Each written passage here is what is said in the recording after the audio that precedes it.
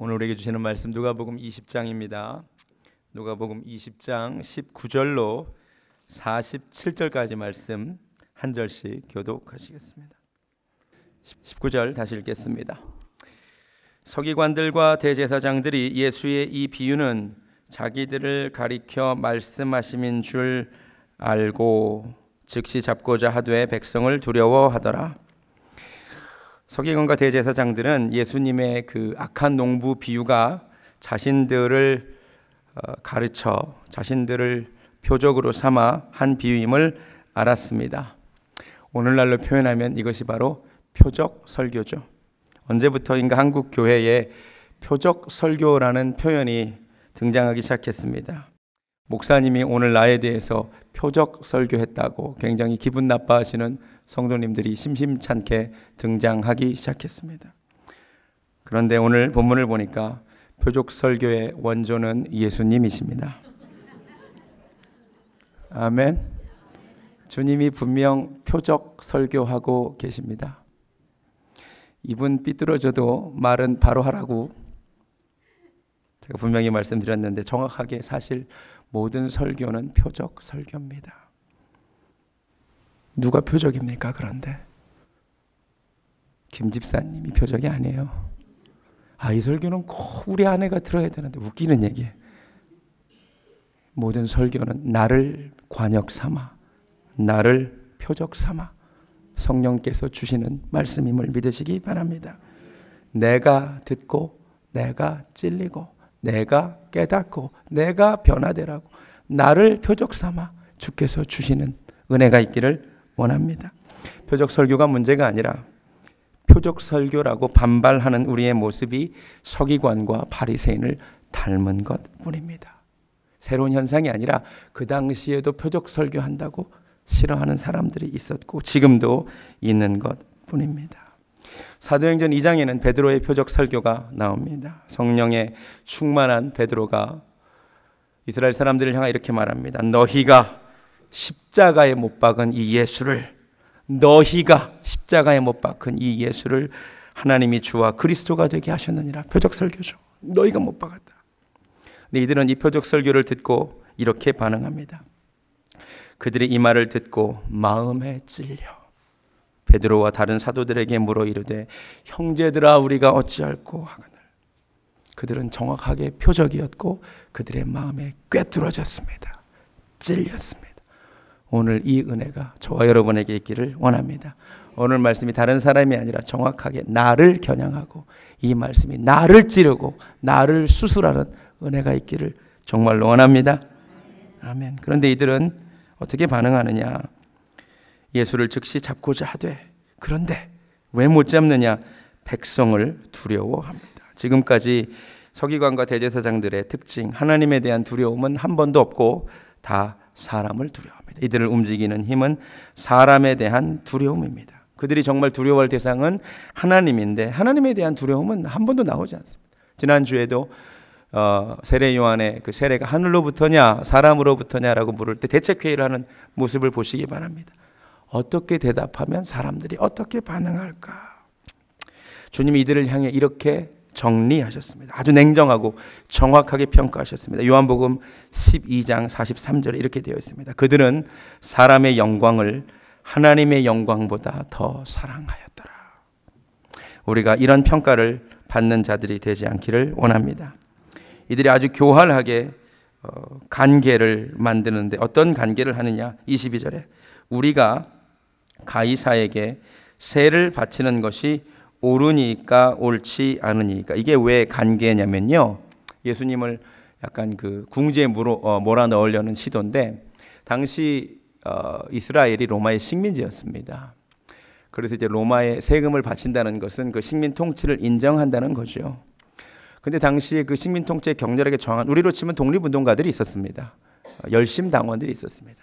그 지금 청중 가운데는 로마에 협력하는 자들도 있고 로마에 반대하는 열심당원들도 있습니다. 근데 만약에 예수님이 세금 바쳐도 된다, 그러면 누구의 반감을 사는 거죠? 열심당원들의 반감을 사는 거죠. 세금 바치지 마라, 그럼 어떤 문제가 되는 거죠? 로마의 통치에 반대하는 답을 하게 되는 것입니다. 아주 기가 막힌 질문을 만든 것입니다. 근데 예수님이 아주 놀라운 답을 하십니다. 24절. 데나리온 하나를 내게 보이라. 누구의 형상과 글이 여기 있느냐? 대답하되 가이사의 것이니이다. 우리도 보는 게 좋을 것 같습니다. 이게 데나리온입니다. 이렇게 생겼습니다. 누구의 형상과 누구의 글이 있느냐? 가이사, 이게 시저죠. 케사르, 카이저, 짜르 다 같은 말입니다. 황제라는 뜻입니다. 황제의 초상화가 새겨져 있고 이 황제에 대한, 이 황제가 신의 아들이라는 글귀가 새겨져 있습니다. 예상하지 못한 답변입니다. 가이사의 것은 가이사에게, 하나님의 것은 하나님께 드려라, 이래 버립니다. 우리도 이 말씀 앞에 오늘 서게 됐습니다. 가이사의 것은 가이사에게, 하나님의 것은 하나님에게 바치라. 이 말씀을 한번 묵상해 봤으면 좋겠습니다. 다시 동전을 보여주십시오. 이게 왜 가이사의 것이라고요? 가이사의 형상이 영어로 whose image라고 되어 있어요. 누구의 이미지가 새겨져 있느냐? 가이사의 이미지가 새겨져 있는 이것은 가이사의 것입니다. 그렇다면 무엇이 하나님의 것입니까? 하나님의 이미지가 새겨져 있는 것은 하나님의 것이라는 말입니다. 깨달아지십니까? 근데 하나님의 이미지가, 하나님의 형상이 어디에 새겨져 있는지 아십니까? 창세기 1장 가보시겠습니다. 창세기 1장 27절.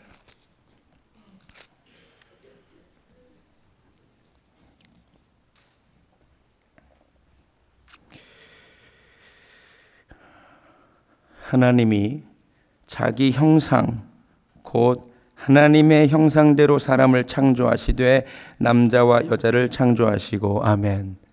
영어로 We are created in the image of God입니다. 놀랍습니다. 가이사의 형상이 새겨진 것은 가이사의 것입니다. 하나님의 형상이 새겨진 것은 하나님 것입니다. 아멘. 근데 그 하나님의 형상이 어디에 새겨져 있습니까? 다른 데 새겨져 있는 게 아니에요. 저와 여러분에게 하나님의 형상이 새겨져 있음을 믿으시기 바랍니다. 놀라운 얘기입니다.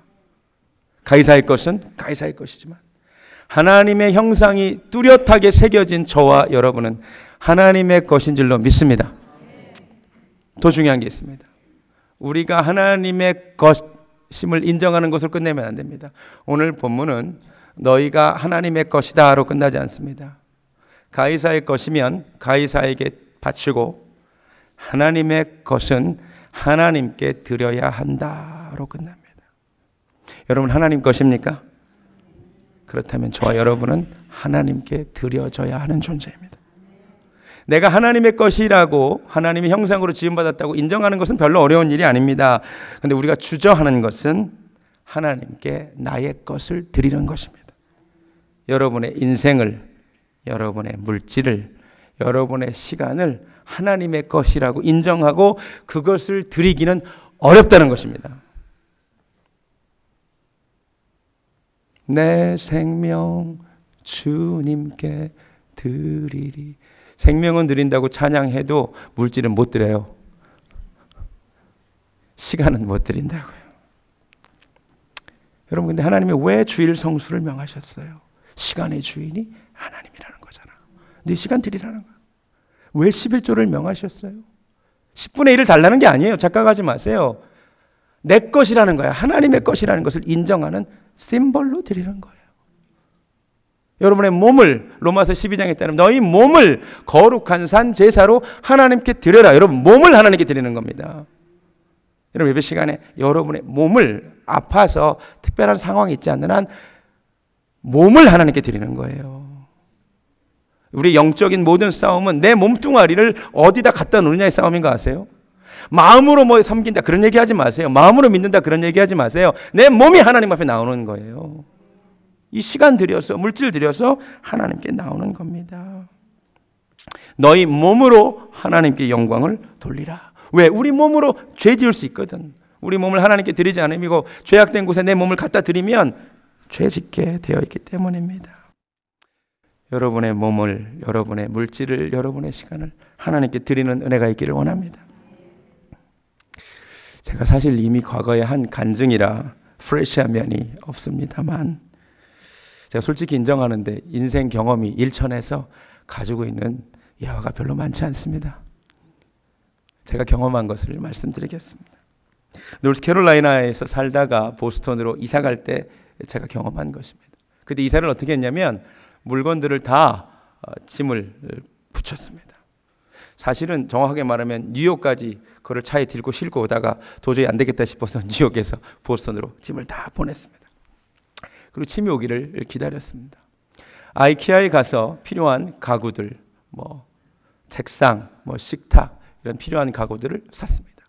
근데 모든 짐을 다 붙여버렸기 때문에 저에게는 공구가 없었습니다. 전동 드라이버를 빌려야 될 것 같은데 바로 옆집에 한국인이 살고 있었습니다. 그래서 똑똑똑 했습니다. 내가 새로 이사 왔는데 도구가 없으니까 혹시 전동 드릴 있으면 좀 빌려줘라. 흔쾌히 빌려주시더라고요. 제가 열심히 전동 드릴로 조립을 했습니다. 그리고 돌려드렸습니다. 너무 감사하다고. 그리고 돌아와서 보니까 한 개를 빼먹고 조립한 것이었습니다. 이거 어떡하지? 어떡해요? 다시 갔습니다. 저 너무 죄송한데요. 그 조립을 다 한 줄 알았는데 다 안 했어요. 한 번만 더 빌려주세요. 또 빌려주셨습니다. 그리고 또 조립하고 갖다 드렸습니다. 그리고 와서 보니까 또 상다리에 뭐를 껴야 되는 게 있는데 그걸 안 꼈어. 이거 안 끼면 이거 흔들흔들 할 것 같은데.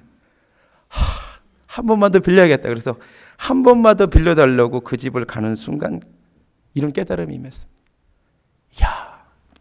남의 것 빌려 쓴다는 게 이렇게 어려운 일이구나.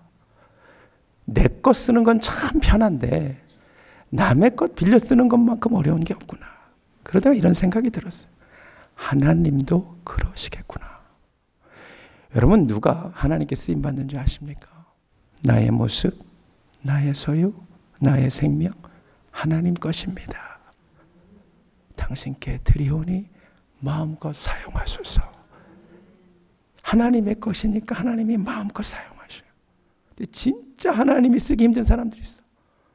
내 시간도 내 거고, 내 물질도 내 거고, 내 삶도 내 거고, 내 자식도 내 거고, 다 내 건데 하나님이 어떻게 쓰시겠어요? 깨닫는 은혜가 있기를 바랍니다. 나의 모습, 나의 소유, 하나님께 드려야 하나님이 편하게 사용하시는 줄로 믿습니다. 여러분, 인생에 언젠가 한 번은 하나님, 나의 것 다 당신 것이니 마음껏 사용하소서. 이런 고백이 인생 가운데 한 번은 있었으면 좋겠습니다. 제가 군대에서 경험한 일입니다. 이것도 예전에, 오래전에 간증한 내용입니다.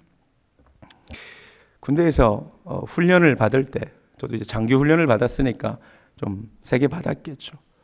근데 이 대한민국 훈련이 대부분 기합입니다. 기합.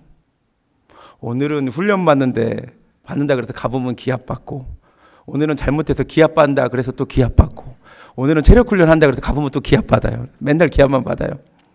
그래서 이렇게 사람이 그 훈련 받을 때 입으로 범죄를 많이 하게 돼요. 이런 하늘 아래 인권 탄압이 있을 수 있느냐 이러면서. 근데 그날 사격 훈련하는 날이었어요. 자갈밭인데 또 사격 훈련은 또 잘못하면 안 되니까 또 그날 또 기합을 세게 받아요. 앞으로 지침, 뒤로 지침, 머리 박고 앞으로 전진해. 자갈밭에서 좌로 굴러 우로 굴러. 그러니 얼마나 짜증이 나요. 그리고 신기한 게요, 다른 사람들 막 다 짜증내면서 훈련을 받는데 저는 그날 짜증이 하나도 안 났어요. 희한하게 내 속에서 찬양이 흘러나오는 거예요. 여러분, 찬양이 흘러나온다는 게 무슨 말이냐면요, 내가 이 찬양을 부르려고 한 게 아닌데 내 속에서 찬양이 진짜 흘러서 나오는, 이 찬양을 불렀어요. 나의 안에 거하라, 나는 내 하나님이니 모든 환난 가운데 너를 지키는 자라. 두려워하지 말라, 내가 널 도와주리니 놀라지 말라. 이 찬양이었어요. 내 손 잡아주리라. 후렴이 내가 너를 지명하여 불렀나니 너는 내 것이야. 이 찬양을 하루 종일 부르면서 훈련을 받았어. 모르겠어. 그날따라 찬양이 흘러나왔어. 하루 종일 사격 훈련을 하고 이제 밤에 야간 사격 한 번 남았어. 근데 군대 갔다 오시면 알겠지만 야간 사격은 조준 사격을 안 하고 지향 사격이라 그래서 이렇게 한번 드르륵 갈기고 들어오면 되는 겁니다. 마지막 한 번 남았어요. 앞에 내 사수가 총을 쏘고 이제 제가 대기합니다. 부사수라고 부릅니다. 마지막 한 번 사격 남았습니다. 장전을 하려는데 저희가 M16 소총으로 훈련받은 제가 하루 종일 여러 번 총을 쐈어요. 장전을 여러 번 했어요. 근데 마지막 한 번 남았는데 뭐가 걸렸는지 장전이 안 돼요. 아무리 쳐도 이게 뭐가 걸려가지고 탄피가 다 안 들어가는 거예요. 이 탄창이. 왜 이러지? 나 빨리 끝내야 되는데 하니까 내 앞에 사수가 그러면 내 총으로 쏴라. 그래서 둘이 총을 바꿨습니다. 여러분 군대 갔다 오신 분들 아시죠? 총기는 제2의 생명. 총 바꾸다 걸리면 난리 나요. 근데 둘 다 어리버리 해가지고 총을 바꿨어.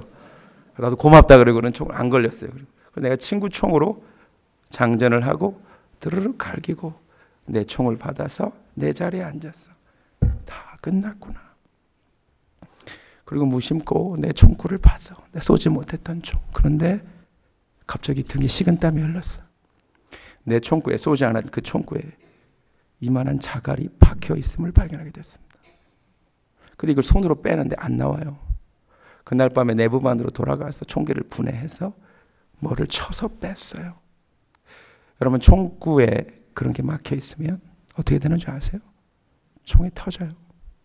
실제로 군대 훈련 중에 그런 사건 사고들이 있습니다. 내가 기업받던 도중에 아마 자갈이 들어갔던 것 같아요. 난 몰랐어요.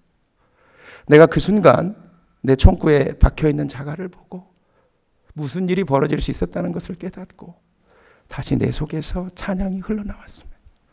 나의 안에 거하라. 나는 너의 하나님이니 모든 환난 가운데 너를 지키는 자라. 그날 밤에 내무반에 가서 밤새 내가 울었어. 하나님 감사합니다.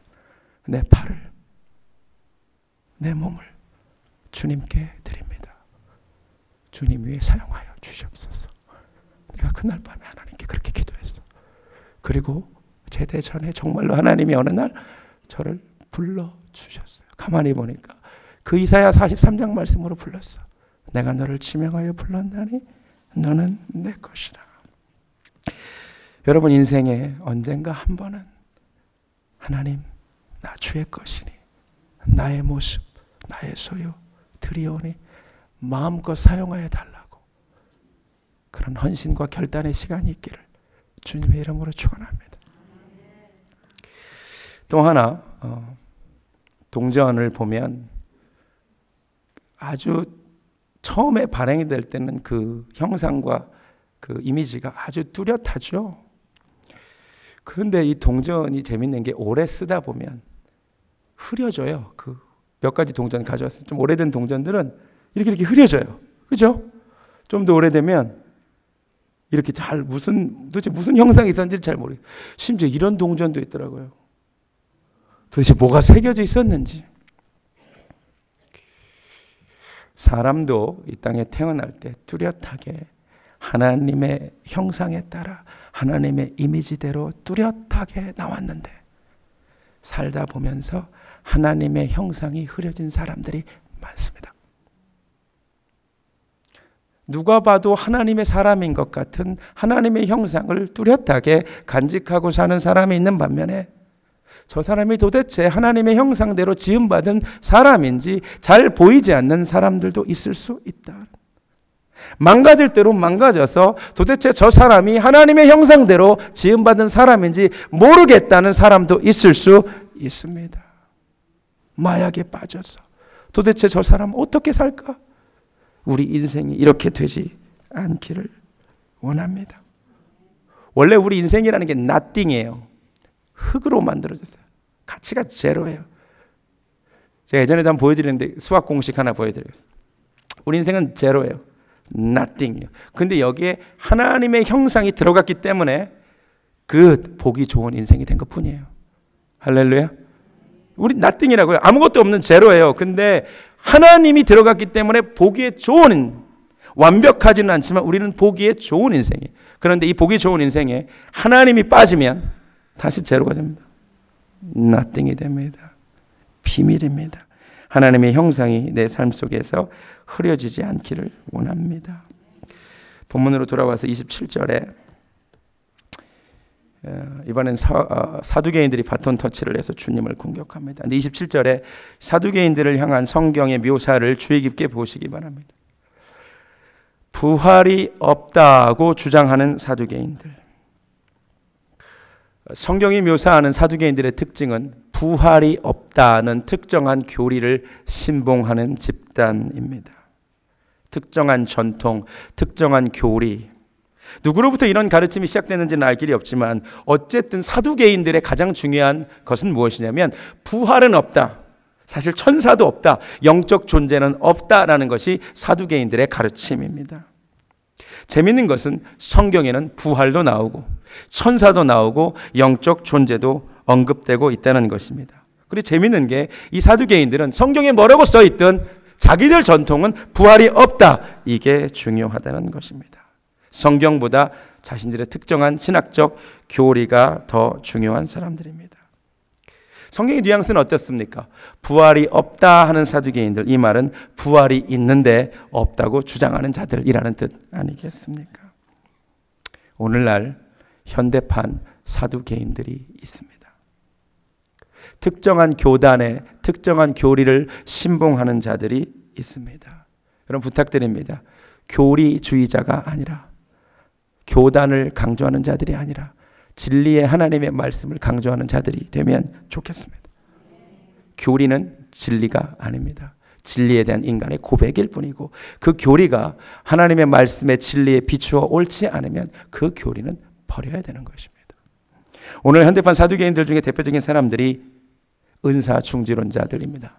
여러분 잘 모르시겠지만 사두개인들은 부활이 없다라고 주장했는데 오늘날 은사중지론자들은 더 이상 하나님의 초자연적인 역사가 나타나지 않는다라고 가르칩니다. 실제로 여러분은 잘 모르실 거지만 신학 공부하는 사람들은 알아요. 상당히 큰 세를 형성하고 있습니다. 현대판 사두개인들. 성경에는 이 표적이 믿는 자에게 나타날 것이라고 분명히 되어 있지만 이들은 끝났다는 겁니다. 더 이상 그런 역사는 방언도 예언도 없다는 것입니다. 그들이 근거로 드는 건 고린도전서 13장 8절 하나죠. 사랑은 언제까지나 떨어지지 아니하되 예언도 패하고 방언도 그치고 지식도 패하리라. 우리는 지금은 부분적으로 알고 부분적으로 예언하나 온전한 것이 올 때는 부분적으로 하던 것이 패하리라. 네, 언젠가는 패할 것입니다. 그런데 이들은 이 온전한 것이 성경이라는 것입니다. 성경이 완성됐기 때문에 더 이상 방언도 예언도 병고침도 없다는 것입니다. 근데 문제는 방언도 패하고 예언도 그치고 지식도 패하리라 그랬는데 지금 지식이 패해졌습니까? 지식은 패해지지 않았다는 것입니다. 본문상, 문맥상 여기서 말하는 온전한 것이란 예수 그리스도의 재림을 의미합니다. 주님이 재림하실 때 더 이상의 예언이 필요 없습니다. 방언도 필요 없습니다. 그리고 이 시대는 지금 어느 시대보다 지식이 넘치는 시대입니다. 상식적으로 은사는 교회에 주신 선물입니다. 이 교회에 하나님이 은사를 주심으로 하나님의 역사를 하심을 믿으시기 바랍니다. 근데 오늘날도 이 성경이 뭐라고 말하든 중요하지 않아요. 우리 교단의 입장은 은사중지론이기에 이것을 믿는다. 현대판 사두개인들입니다. 달라스에 가면은 달라스 신학교가 있어요. 아주 좋은 학교입니다. 아주 좋은 학교예요. 그런데 이 학교에 문제가 하나 있습니다. 이 학교가 남침내 교단 학교인데 은사중지론을 받아들인다는 것입니다. 이 학교는 모든 은사가 끝났다라고 가르칩니다. 이 학교에 구약을 가르치던 잭 디어라고 하는 교수가 있었습니다. 바로 이 사람입니다. 이 사람은 달라스 신학교 구약학 교수입니다. 이 사람도 교단의 입장에 따라 성경이 뭐라고 말하든 교리에 따라서 은사중지론을 가르쳤습니다. 오늘날 성령의 초자연적인 역사가 없다. 그런데 어느 날 이 사람이 성령님을 체험해요. 본인이 성령의 은사를 체험해요. 놀래서 책을 지어요. 책 제목이 진짜로 놀래서 Surprised by the power of the Holy Spirit. 책 제목 보세요. 놀랬다는 거야 내가. 이 사람이 하나님의 음성을 들어요. 또 놀래서 책을 지어요. Surprised by the voice of God. 진짜로. 그리고 이 잭 디어가 달라스 신학교에서 쫓겨납니다. 이게 현실입니다. 성경이 뭐라고 말하든 교단의 교리가 더 중요하기 때문입니다. 처음에 한국에 들어온 많은 선교사들이 사실은 은사중지론자들이었습니다. 왜냐하면 그렇게 교단에서 배웠기 때문입니다. 그리고 실제로 그들의 인생의 초자연적인 역사를 본 적이 없기 때문입니다. 그런데 이 한국에 온 선교사들이 성경이 하나님의 말씀이고 성경에 기록된 것이 진리라고 가르쳤습니다. 그런데 한국인들이 성경을 읽는데 예수님이 병을 고치는 모습이 나옵니다. 병든 자를 모아놓고 기도하는 모습이 나옵니다. 그래서 이 한국 조선인들이 귀신 들린 것 같은 여자를 데려다 놓고 예수 이름으로 명하노니 귀신아 나갈지어다 기도했습니다. 귀신이 나가는 겁니다. 선교사들이 놀랐습니다. 진짜로 선교 본부에 편지를 많이 보냅니다. 언더우드도 편지를 보내고, 특별히 베어드라고 하는 여사는 당신 선교사 아니냐고 예수 이름으로 병 고쳐달라고 부탁하니까 자기도 예수 이름을 명하노니 귀신아 나갈지어다 하는데 귀신이 나가는 걸 목도하고 편지를 씁니다. 뭐라고 쓰느냐? I had never expected to play the role of exorcist of evil spirit. 내가 엑소시스트 역할을 할 줄 몰랐는데 선교 본부에 편지를 씁니다. 제가 사실은 박사과정 논문을 쓰다가 그만뒀지만 제 논문 주제가 바로 이런 것입니다. 한국에 온 선교사들의 신학적인 변화. 선교사들의 생각을 바꿉니다. 하나님의 초자연적인 능력을 보았기 때문입니다. 김익두 목사님이라는 분이 계십니다. 장로교 목사님이신데 아주 유명한 깡패였다가 예수 믿고 변화된 사람입니다. 근데 이 김익두 목사에게 하나님이 신유의 은사를 주셨습니다. 이 사람이 집회 가운데 병 고치는 역사들이 많이 일어납니다. 당시 많은 비판들이 있었어요. 특별히 은사 중지론을 믿는 자들에게 많은 비판이 있었습니다. 그러니까 김익두 목사 이적 명증 위원회가 조직돼서 3년간을 이 사람을 따라다니면서 그 당시에 최고의 과학적인 방법, 사진도 찍고 진짜 병 고침이 있는가를 점검을 합니다. 그래서 책이 나왔습니다. 조선예수교회 이적 명증이라는 책입니다. 보여주시기 바랍니다. 이 책의 몇 장면을 보면 이렇게 되어 있습니다. 17년 된 혈루증이 나은 자. 그러니까 그 당시에 사진을 찍은 거야. 점검을 해서. 18년 된 안진뱅이 일어난 거. 그러니까 애가 이렇게 못 일어났었는데 일어났다 이거야. 그 당시에 이렇게 찍는 거죠. 3년 된 반신 불수병 나은 자. 이렇게 해가지고 자기들 그 당시에 3년간을 점검을 해서 책을 냅니다. 그래서 1923년 장로교 총회의 은사중지론 조항을 삭제해 줄 것을 건의하기도 합니다. 무슨 말씀을 하고 싶느냐? 현대판 사두개인들이 되어서는 안 됩니다. 교리가 아니라 진리를 붙드는 저와 여러분 되기를 원합니다. 어떤 교리도 말씀에 비추어 점검해야 됩니다. 그런데 많은 사람들이 거꾸로 교리의 안경을 쓰고 성경을 봅니다. 그렇지 않기를 원합니다. 풀은 마르고 꽃은 시드나 하나님의 말씀은 영원한 줄로 믿습니다. 본문으로 돌아와서 이 사두개인들이 아주 극단적인 예를 두죠. 당시 고대 근동세계에 있었던 형수취사법, 계대결혼법이라 그래서 형이 죽었는데 소생이 없으면 형수가 결혼해서 첫 소생은 형의 이름을 이렇게 잊게 하는 그 당시 풍습이었는데 아주 극단적인 예를 두죠. 7 형제가 있는데 모두 다 죽고 한 여자가 다 결혼했으면 누구의 아내가 되겠느냐. 말도 안 되는 얘기죠. 마태복음에 따르면 주님이 이렇게 말씀하십니다. 너희가 성경도 하나님의 능력도 알지 못함으로 오해하였도다. 그래서 이제 오늘 우리 교회의 비전이 바로 여기서 나왔습니다. 누가복음은 그 얘기는 하지 않고 다음과 같은 이야기가 있습니다. 37절을 보니까 모세가 가시나무 떨기에 관한 글에서 주를 아브라함의 하나님, 이삭의 하나님, 야곱의 하나님이라 칭하셨으니 하나님은 죽은 자의 하나님이 아니요 살아있는 자의 하나님이라고 답변을 하십니다. 먼저 이 호칭, 하나님의 호칭에 대해서 좀 생각해 보면 은혜가 됩니다. 구약 성경 전체에서 하나님에 대한 호칭 중에 가장 많이 나오는 호칭이 무엇인지 아십니까? 다름 아닌 아브라함과 이삭과 야곱의 하나님이라는 것입니다. 근데 잘 생각해 보면 이게 엄청난 불균형임을 알게 됩니다. 여러분, 아브라함은 어떤 사람입니까? 대단한 믿음을 보인 사람입니다. 맞습니까? 본토 친척 아버집을 떠나고 독자 이삭을 바치려고 했던 대단한 믿음의 소유자입니다. 그 아브라함의 하나님 이해가 됩니다. 그렇죠? 야곱의 하나님, 야복 강가에서 환두뼈가 부러질 때까지 기도했던 그 믿음의 사람, 야곱의 하나님 잘 이해가 됩니다. 이삭은 뭐 했대요? 성경 분량을 봐도 아브라함 이야기가 창세기 14장부터 24장에 나옵니다. 이삭은 25장부터 26장 딱 2장 나옵니다. 야곱은 27장부터 36장까지 나옵니다. 37장부터는 그리고 요셉 이야기입니다. 분량으로 따지면 아브라함과 야곱과 요셉의 하나님이 훨씬 make sense입니다. 이제 성경에 이 호칭이 대단히 은혜롭습니다. 하나님은 아브라함과 큰일을 한 아브라함, 큰일을 한 야곱, 큰일을 한 요셉의 하나님이 아니라 아브라함과 이삭과 야곱의 하나님이라는 겁니다. 이게 왜 우리에게 은혜가 되는지 아십니까? 이삭이 한 일이 딱 하나 있어요. 아버지 아브라함으로부터 믿음을 전수받아서 믿음을 간직하고 살다가 죽을 때 자기 믿음을 아들 야곱에게 전수해주고 간 것밖에 없어요. 근데 그렇게만 해도 하나님이 아브라함과 이삭과 야곱의 하나님이래. 할렐루야. 별로 은혜가 안 되시나요? 여러분 인생에 여러분 아브라함처럼 사실 것 같아요? 여러분 막 본토 친척 아버지 막 떠나고 자식 바치고 야곱처럼 막 한두 배 부를 때까지 기도할 것 같아요? 아니요. 우리 대부분 그냥 이삭 같은 평범한 사람입니다.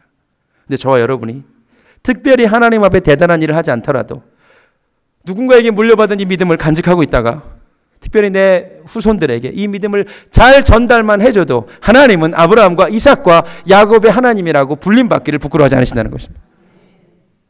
이어 달리기를 하는데 내가 2번 주자야. 난 달리기를 못해. 에이스는 1번과 3번이야. 근데 내가 할 일이 있어. 잘 받아서 넘겨주는 거야. 잘하시기 바랍니다. 다른 거 없어요. 그냥 부모님이 혹시 믿으셨습니까? 그 믿음 전수 받았잖아요.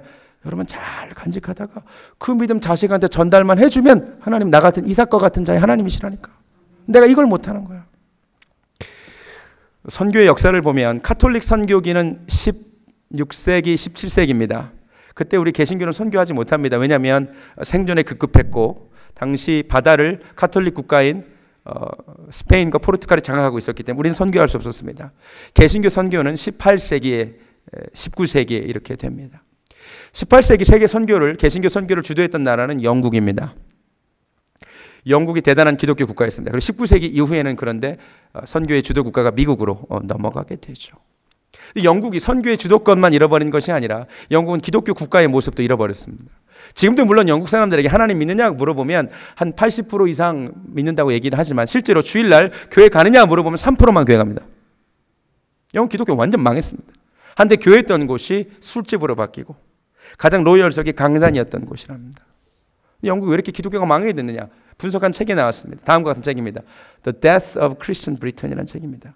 캘럼 브라운이라는 사람이 이 두꺼운 책에서 여러 가지 분석을 하는데 제가 이 책을 읽었는데 한마디로 요약하면 왜 영국 기독교가 망하게 됐느냐. 공간적 선교사를 파송하는 데 열심이었지만 시간적 선교에 실패했다. 여러분 유럽 기독교는 주일학교가 없습니다. 미국 기독교의 특징이 썬데이 스쿨입니다. 감사하게도 우리 한국 기독교는 유럽 선교사가 아니라 미국 선교사들에게 복음을 받아들여서 처음부터 주일학교가 있었습니다. 주일학교를 통해서 신앙이 전수가 됩니다. 근데 유럽은요 기독교가 주일학교가 없어요. 영국 기독교가 왜 몰락했느냐. 공간적으로 선교사를 그렇게 많이 보냈는데 시간과 시간, 세대와 세대 사이에 복음이 전해지지 않는 거예요. 부모가 시간적 선교사로서의 사명을 감당하지 않는 거예요. 이삭이 없었던 거예요. 이삭이. 아브라함은 있었는데 이삭이 없었던 거예요. 다른 나라 얘기할 때가 아니죠. 우리나라가 지금 중고등부 기독교인 비율이 3%입니다. 3%는 미전도 종족입니다. 선교학적으로. 지금 우리나라가 뭐 세계 선교사 파송국 2위라고 좋아할 때가 아닙니다. 영국 그대로 따라가고 있습니다. 우리 시간적 선교에 완전히 실패하고 있습니다. 이 시대에 이삭이 정말 필요합니다. 저 여러분이 아프리카로 나가지 않아도 남미로 나가지 않아도 누구에게 전달받은 이 복음을 잘 간직해서 자녀들에게 잘 전달하는 이삭의 사명 감당하지 않으면 The Death of Christian Korea라는 책이 나올 겁니다. 한 가지 더 하나님은 살아있는 자의 하나님이라고 했습니다.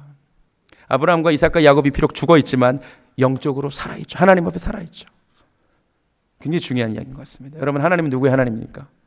영적으로 살아있는 자만의 하나님인 줄로 믿습니다. 여러분이 영적으로 죽어 있다면 여러분 하나님이 나의 것이라고 말할 수 없습니다. 모든 교회의 하나님이 아닙니다. 영적으로 살아있는 교회의 하나님이십니다. 깨닫는 내가 있기를 바랍니다. 과거에 내가 살아있었는 내가 아니라 지금 내가 살아있어야 살아있는 자의 하나님을 체험하게 될 줄로 믿습니다. 마지막으로 한 가지 45절 주님이 사두개인과의 논쟁으로 끝내실 수 있었는데 재밌게도 서기관들에 대한 언급을 하심으로 끝냅니다. 모든 백성이 들을 때 예수께서 그 제자들에게 이르시되 긴 옷을 입고 다니는 것을 원하며 시장에서 문안받는 것과 회당의 높은 자리와 잔치의 윗자리를 좋아하는 서기관들을 삼가라. 그들은 과부의 가산을 삼키며 외식으로 길게 기도하니 그들이 더 엄중한 심판을 받으리라. 아까 사두개인들이 잘못된 교리를 믿는 교리적 이단이라면 서기관들은 바른 교리를 믿고는 있지만 행위적으로 바르게 살지 않은 행위적 이단이라고 말할 수 있습니다. 그들은 긴 옷을 입고 시장에서 문안받는 것을 좋아하고 높은 자리와 윗자리를 좋아하고 과부의 가산을 삼키면서 길게 기도하는 것을 좋아하는 삶이 엉망인 자들입니다. 행위적 이단입니다. 여러분, 바른 믿음이 중요하지만 어쩌면 바른 삶은 더 중요합니다. 오늘날 교리적 이단에 대한 경계가 많습니다. 신천지 이단입니다. 통일교, JMS 이단이죠. 우리 교리적 이단에 대해서 많이 경계를 합니다. 그런데 하나님은 어쩌면 행위적 이단자들에게 더 엄중한 심판을 하실지도 모릅니다. 입술의 바른 고백 중요하지만, 매우 중요하지만 바른 삶 더 중요할지도 모릅니다. 사도 바울이 믿음을 그렇게 강조한 것 같아도 아니요. 성경을 제대로 읽어보십시오. 사도 바울이 진짜 강조한 것은 부르심에 합당한 삶이에요. 하나님 나라에 합당한 삶이에요. 갈라디아에서 율법과 믿음을 대조하고 있긴 하지만 결국 갈라디아에서 무슨 얘기를 하냐면 하나님이 너의 행한대로 심판하시리라. 이런 일을 행하는 자들은 하나님의 나라를 유업으로 받지 못하리라. 오늘날 선교를 가로막는 것은 올바르지 못한 믿음일까요? 올바르지 못한 삶일까요? 오늘날 이 사람들이 기독교가 똑바로 교리를 제대로 전하지 못해서 예수님을 안 믿을까요? 기독교인들의 삶이 엉망이라서 안 믿을까요? 대답은 명확합니다. 그렇다면 최고의 선교는 성도다운 삶이죠. 최고의 선교는 목사다운 삶이죠. 최고의 선교는 교회다운 교회가 되는 거죠. 아무리 많은 선교사를 후원하고 여러 선교지를 돕는다 해도 우리 안에 참된 기독교인의 삶이 없으면 선교는 안 되는 거죠. 더 큰 심판이 기다리고 있는 거죠. 주일은 주님과 함께 라고 외치지만 월요일부터 토요일까지 주님과 함께 하지 않는 삶이 문제인 거죠. 그러면서도 무엇이 바른 교리인지를 놓고 서로 싸우면 바깥에서 보기에 얼마나 한심하겠습니까? 여러분, 입장을 바꿔서 불교 스님들이 서로 무슨 교리가 맞고 싸우면 여러분 무슨 관심 있어요? 아무 관심 없어요. 무슨 관심이 있어요? 세상 사람들이, 그리스도인들이요, 성경을 만나기 전에 성경 안 읽어요. 또 다른 성경, 그리스도인 보는 거잖아요.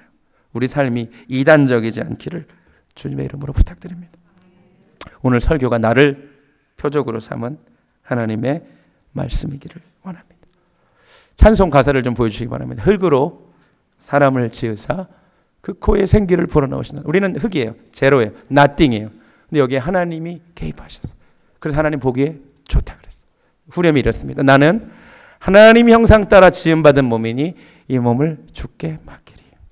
그 다음에 중요한 게 항상 내 생활 중에 주를 부인하지 않아요. 서기관들이 믿지만 삶으로 부인한 거잖아요. 우리가 생활 중에 주를 부인하지 않으며 주님을 섬기기를 원합니다. 찬양하겠습니다.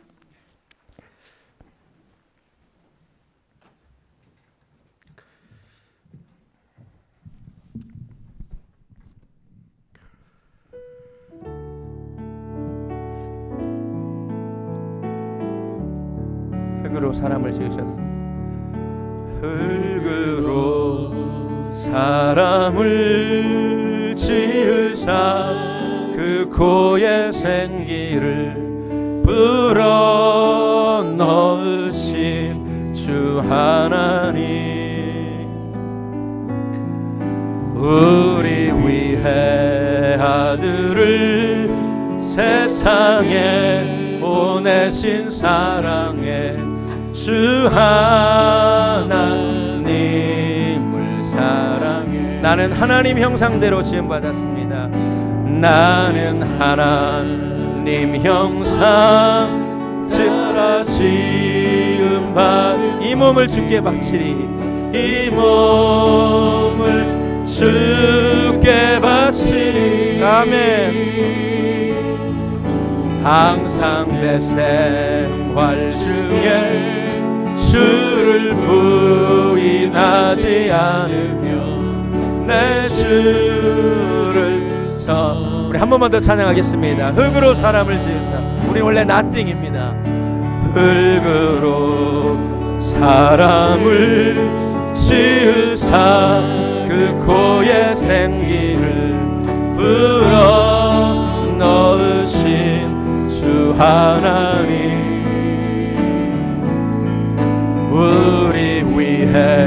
아들을 세상에 보내신 사랑에 주 하나님을 사랑해. 내게 하나님의 형상이 뚜렷하기를 원합니다.